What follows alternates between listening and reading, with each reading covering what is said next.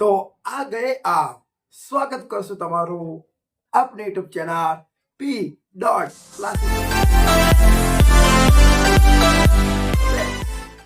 Happy Uttarayan મારા તરફથી તમને બધાને મકર સંક્રાંતિ અને ઉત્તરાયણની ખૂબ ખૂબ શુભેચ્છા. સાથે સાથે તમે જો લાસ્ટ વિડીયો જોયો હશે તેની અંદર આપણે જોયું કે આપણે ધોરણ 10 ની અંદર જે ઇંગ્લિશ પેપર આવે છે એનું તમને ખબર છે કે પરીક્ષા એકદમ નજીક આવી ગઈ છે અને એની અંદર આપણે ગાલા અસાઇનમેન્ટ જે છે એનું પેપર નંબર 2 આખું પૂરેપૂરું સોલ્વ કરી નાખ્યું. વિભાગ A થી લઈને વિભાગ E સુધી એકદમ ડિટેલની અંદર આપણે વિડીયોને સોલ્વ કરી નાખ્યું, આખું પેપર સોલ્વ કરી નાખ્યું. હવે સ્ટુડન્ટ્સ આ જે વિડીયો છે ને આ વિડીયોની અંદર કંઈક નવું છે. આજે હું તમને જે ધોરણ 10 માટે જે વિભાગ E છે તેની અંદર તમને ખબર છે કે એસે રાઇટિંગ પૂછાય. એસે મતલબ નિબંધ. જે રીતે ગુજરાતીની અંદર નિબંધ લેખન પૂછાય છે એ રીતે નિબંધ લેખન ઇંગ્લિશમાં એને કહેવાય એસે રાઇટિંગ. નિબંધ લેખન એટલે એસે રાઇટિંગ. ઓકે, તો એ રીતે ઇંગ્લિશની અંદર પણ પૂછાય છે. તો એની અંદર હું તમારી સામે આજે હું તમને એક નિબંધ બનાવવા જઈ રહ્યો છું જે ગયા વર્ષે જે લાસ્ટ યર હતું એની અંદર બોર્ડની અંદર પૂછાયો છે. તેમ છતાં આ વર્ષે પણ પૂછાવાની શક્યતા છે.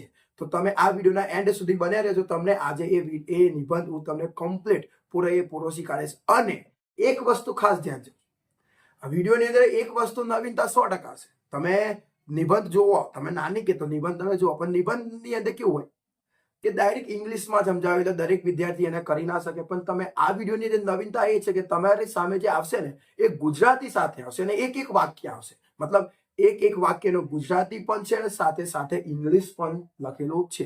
અને મારે તમને નિવેદન એ જ છે કે જો તમે ડાયરેક્ટ ઇંગ્લિશમાં યાદ રાખો તો પણ ચાલે, એ પણ તમે કરી શકો, ના કરી શકો એવું નહીં.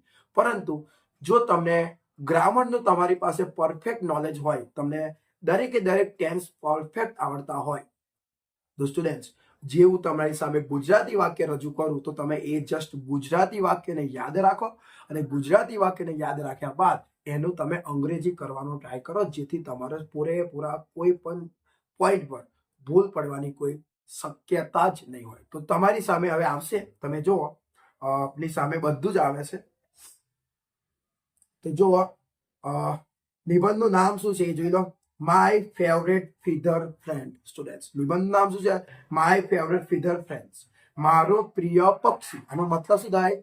મારો પ્રિય પક્ષી. આ નિબંધ છે ને એક પક્ષી પર લખવાનું છે. તમારું જે પ્રિય પક્ષી હોય, જેમ માય ફેવરેટ ટીચર હોય, આપણે પ્રિય શિક્ષક કયા છે એમ માય ફેવરેટ ફીધર ફ્રેન્ડ મતલબ મારું પ્રિય પક્ષી. તો ચલો તમે એની અંદર જુઓ તો તમને પોઈન્ટ સૌથી પહેલા તમને પોઈન્ટ આપે છે. પોઈન્ટ મતલબ તમારે આ પોઈન્ટ પર નિબંધ લખવાનું છે. પહેલા તો લખ્યું કે ડિફરન્ટ ટાઈપ્સ ઓફ બર્ડ્સ, અલગ અલગ પ્રકારના હોય પક્ષીઓ, એના વિશે લખો. Your favourite one habitude special future, મતલબ તમારે જે છે એ ખાસ જે હોય ને એના વિશે એ લખવાનું છે. શેપ એટલે એનો આકાર કેવો છે તે દર્શાવવાનું છે. સાઇઝ એટલે એની સાઇઝ કેટલી છે એ દર્શાવવાનું છે. પછી કલર્સ, તો તમારું જે પ્રિય પક્ષી છે એ પક્ષીનો કલર કેવો છે એ પણ તમારે આવશે અંદર. પછી ફૂડ, તો એ જે તમારું પ્રિય પક્ષી છે એ શું ખાય છે, એનો ખોરાક શું છે એના વિશે પણ તમારે લખવાનું છે. યુઝફુલનેસ, એના માટે શું ઉપયોગી વસ્તુ છે એ સમજાવો. રીઝન ફોર યોર સ્પેશિયલ, એ કયા કારણે તમારું ખાસ છે, તમારા માટે કેમ એ ખાસ છે, કયા કારણે એ પણ તમે સમજો. લાઇકિંગ ફિલિંગ, તમને એ કેવું ગમે છે એના વિશે. વેન યુ સી ઇટ, તમે જ્યારે તેને જુઓ ત્યારે તમને કેવું ફીલ થાય છે, કેવો અનુભવ થાય છે એના વિશે લખેલું છે. ઓકે સ્ટુડન્ટ્સ, તો ચલો આપણે સ્ટાર્ટ કરીએ છીએ. તમારી સામે પહેલું વાક્ય આવી ગયું હશે કે આપની આસપાસ અનેક પ્રકારના પક્ષીઓ છે. આ ગુજરાતી છે કે આપની આસપાસ અનેક પ્રકારના પક્ષીઓ છે. સાચી વાત જ છે, આપણી આસપાસ કેટલા બધા અલગ અલગ પ્રકારના પક્ષી. દેખો ને કેટલું છે. દેખો ને કાગડો છે, ચકલી છે, પોપટ છે, મોર છે, આ બધા આપણી આસપાસ ઘણા બધા પક્ષીઓ છે. ઓકે, પીકોક, સ્ક્રો, સ્પેરો, કેટલા બધા. તો જો એનું ઇંગ્લિશ તમે જુઓ તો દેખો સ્ટુડન્ટ્સ, આ જે વાક્ય છે આ વાક્યનું ઇંગ્લિશ કેવી રીતે થયું છે કે તમે જુઓ કે ધેર આર, પહેલા તો લખવાનું ધેર આર, અહીંયા આર છે પણ ઊંધું લખાઈ ગયું છે, sorry. There are many types of birds around us. હવે તમને બતાવું, ધેર તો એમને એમ જ મૂક્યો છે કે ધેર પરથી વાક્ય બનાવવાનું છે એટલે હવે ઘણા બધા પક્ષીઓ છે એટલે શું મૂક્યું છે આર, ધેર આર. અનેક પ્રકારના એટલે કે મેની ટાઈપ્સ, ઘણા એટલે અનેક એટલે મેની, પ્રકાર એટલે ટાઈપ્સ ઓફ પક્ષીઓ એટલે કે બર્ડ્સ, આસપાસ એટલે અરાઉન્ડ અને અસ, તો આપની આસપાસ અનેક પ્રકારના પક્ષીઓ છે. તો ઇંગ્લિશ શું થાય? There are many types of birds around us. Okay student, ચલો પહેલું વાક્ય તમારી સામે આવી ગયું.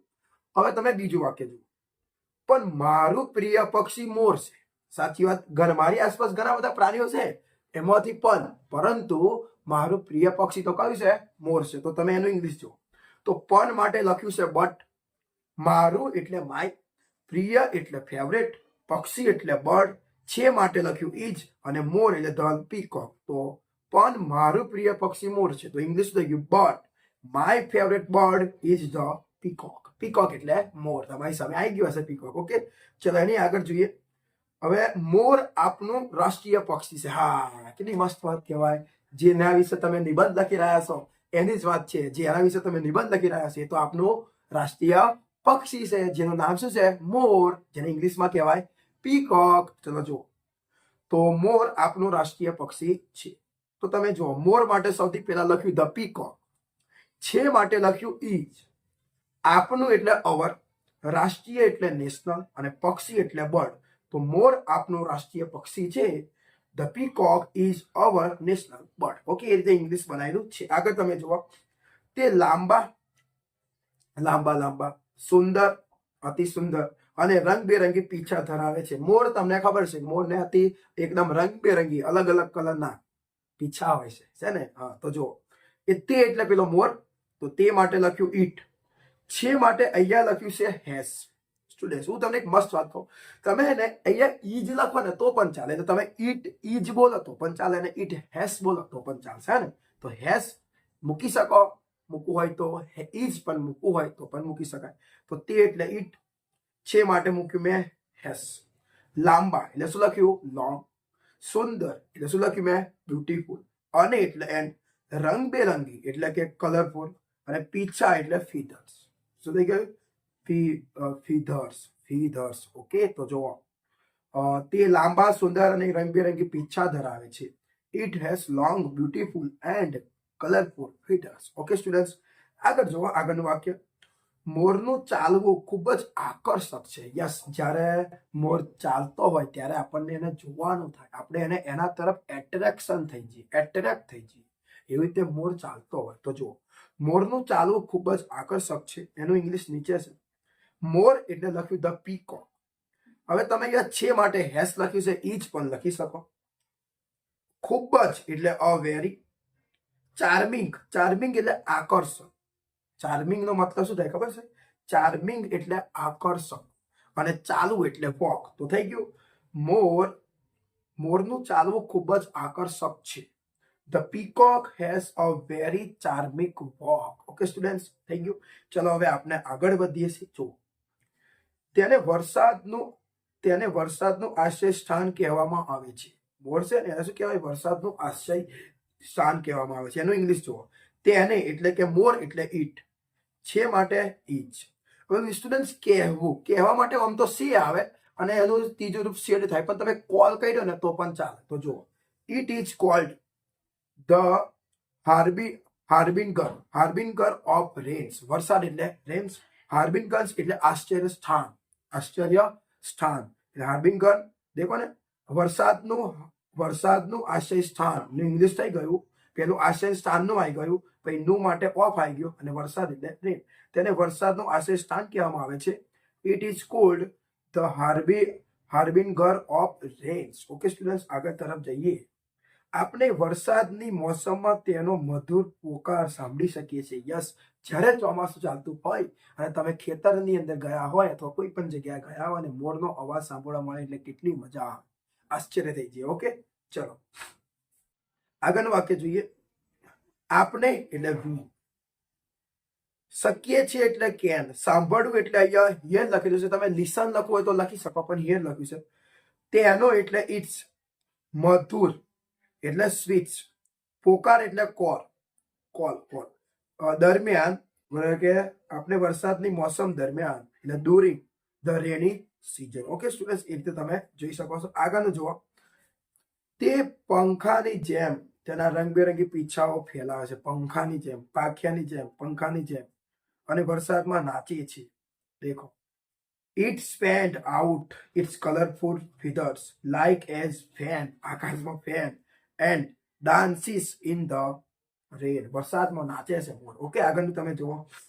મોર ઝાડ પર રહે છે. આપણે બધા કઈ રહે? આપણે જમીન પર રહીએ, પૃથ્વી પર રહીએ. માછલીઓ, ડોલ્ફિન છે, શાર્ક છે, બધા પાણીમાં રહે. એમ મોર કઈ રહે? ઝાડ પર, વૃક્ષ પર, ટ્રી પર. તો જુઓ, મોર એટલે લખવાનું છે ધ પીકોક. રહે છે એટલે લીવ્સ લખ્યું છે, અને મોર છે એટલે એસ લગાવ્યો છે. કઈ રહે છે? ઝાડ પર, એટલે ઓન ટ્રીસ. ઓકે, એટલે કે ઓન ટ્રીસ. તો મોર ઝાડ પર રહે છે. The peacock leaves on ટ્રીસ. આગળ તમે જુઓ. તે સામાન્ય રીતે ખેતરો અને જંગલોમાં જોવા મળે છે. મોર તમને જંગલમાં જોવા મળે કાં તો ખેતરમાં જોવા મળે, બંને જગ્યાએ મળે. તો જુઓ, તે એટલે ઈટ, છે માટે ઈચ. સામાન્ય રીતે એટલે યુઝ્યુઅલી. જોવું એટલે ફાઉન્ડ. ફાઉન્ડ એટલે શોધવું થાય. અહીંયા લોકેટ પણ લખવું હોય તો લખાય. દેખો, આ વાક્યને કેટલી રીતે બને બતાવો તમને. It is usually locate in field and forest. આવું લખાય. પણ અહીંયા શું લખ્યું? It is usually found in field and forest. એવું પણ તમે લખી શકો. ઓકે સ્ટુડન્ટ્સ, ચલો આગળ. લોકેટ પણ લખાય, ફાઉન્ડ પણ લખાય. પેસિવ વોઇસમાં વાક્ય બનાવેલું છે. દેખો, કર્મ તરીકે ઇટ, ઈજરમાંથી ઈજ, યુઝ્યુઅલી તો વધારાનો મૂક્યો, વિથ થ્રી ક્રિયાપદનું ત્રીજું રૂપ ફાઉન્ડ આવે છે. ચલો આગળ. તે અનાજ, જંતુઓ અને કીડીઓને ખવડાવે છે. ઓકે, તે અનાજ, જંતુઓ અને કીડીઓને ખવડાવે છે. ઓકે, જો લખ્યું it feed on grains, insect and worms. કદાચ અનાજ, જંતુઓ અને કીડીઓને ખાય છે, એવું કદાચ હોઈ શકે. તમે જે લખો એ વાંધો નહીં. ચલો. તે સાપને પણ પકડીને ખાય છે. યસ, મોર છે શું ખાય? અનાજ ખાય, જંતુઓ ખાય, અને કીડીઓને પણ ખાય. અને તે સાપને પણ પકડીને ખાય. પેલા તો સાપને પકડે અને પછી ખાય. જુઓ, તે એટલે ઈટ. પણ એટલે ઓલ્સો. પકડે છે એટલે કેચ, અને ઈટ છે એટલે યસ લાગ્યું એટલે કેચીસ. સાપને ઇંગ્લિશમાં કહેવાય સ્નેક્સ. તો તે સાપને પકડીને ખાય છે. તો પેલા લખ્યું it also catches snakes and eats them up. એટલે તેને પકડીને ખાય છે. ઓકે, ધેમ અપ. ધેમ એટલે સાપની વાત ચાલે. આગળ. સાપના એક ના હોય, ઘણા બધા હોય. તેથી મોરને સાપનો દુશ્મન કહેવામાં આવે છે. સાપને ખાય છે એટલે એનો દુશ્મન છે. તો દેખો, તેથી એટલે અહીંયા ધેરફોર. ધેરફોર ના લખો હોય તો સો લખી શકો. ઓકે, મોર એટલે ધ પીકોક કહેવામાં આવે છે એટલે ઇઝ કોલ્ડ લખ્યું. ઇઝ સેડ પણ લખાય, પણ ઇઝ કોલ્ડ લખ્યું. The peacock is called an enemy of snake. દુશ્મન એટલે ઇનિમી, દુશ્મનની વાત છે. ઇનિમી, દુશ્મનની વાત છે. તો ઇનિમી ઓફ સ્નેક્સ. ઓકે સ્ટુડન્ટ્સ, આગળ જુઓ. મોર બહુ ઊંચે ઉડી શકતો નથી. યસ, આ એક શક્યતા છે કે મોર છે ને વધુ ઉડી ના શકે. તો દેખો, મોર એટલે ધ પીકોક. શકતો નથી એટલે can not. The peacock can not fly very high. The peacock can not fly very high. વધારે ઊંચો ઉડી શકતો નથી. માદા મોરને મોર કહેવામાં. હવે જે મોર પા બે ટાઈપ, એક નર જાતિની અંદર આવે અને એક નારી જાતિની અંદર આવે. તો જે માદા એટલે કે નારી જાતિમાં જે મોર હોય એને શું કહેવામાં આવે? એને મોર જ કહેવામાં આવે. એટલે અમને પેલામાં જોઈએ નરની અંદર શું કહેવાય, પણ માદાની અંદર શું કહેવામાં આવે છે? મોર. તો જો, માદા મોરને મોર કહેવામાં આવે છે.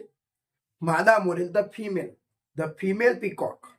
દેખો, માદા એટલે ધ ફિમેલ, મોર એટલે પીકોક. તો માદા મોરને એટલે the female peacock is called a peahen. ઇંગ્લિશમાં શું કહેવાય એને ખબર છે? પીહન.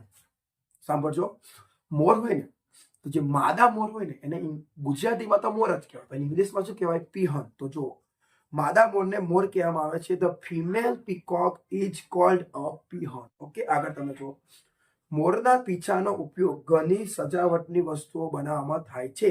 સાચી વાત છે, દરેક વસ્તુ બનાવવામાં મોર નહીં, દરેક નહીં, પણ જે મેન હોય ને એની અંદર સજાવટ જે કરવાની હોય ને એમાં મોરના પીછાનો ઉપયોગ કરવામાં આવે છે.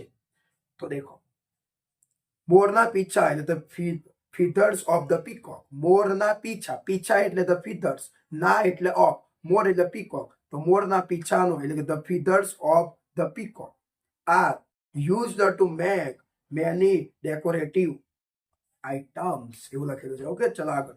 એવું કહેવાય છે કે ભગવાન કૃષ્ણ પીછાવાળા મોર માંથી બનેલો મુકુટ પહેર્યો હતો. એવું કહેવામાં આવે છે કે ભગવાન શ્રી કૃષ્ણએ જે મોર માંથી બનેલો મુકુટ છે ને એ એમને પહેર્યો હતો. તો જુઓ, ઇટ ઇઝ સેડ, દેખો અહીં તમને સમજાવો, એવું કહેવાય છે કે, એના માટે ઇંગ્લિશમાં લખ્યું ઇટ ઇઝ સેડ ડેટ, કે એટલે ડેટ, કે ભગવાન એટલે લોર્ડ કૃષ્ણ વોર એટલે કે પહેરવા માટે વીટું આપ્યું wore a crown made of the peacock of feathers. Okay students, એ રીતે આપેલું છે.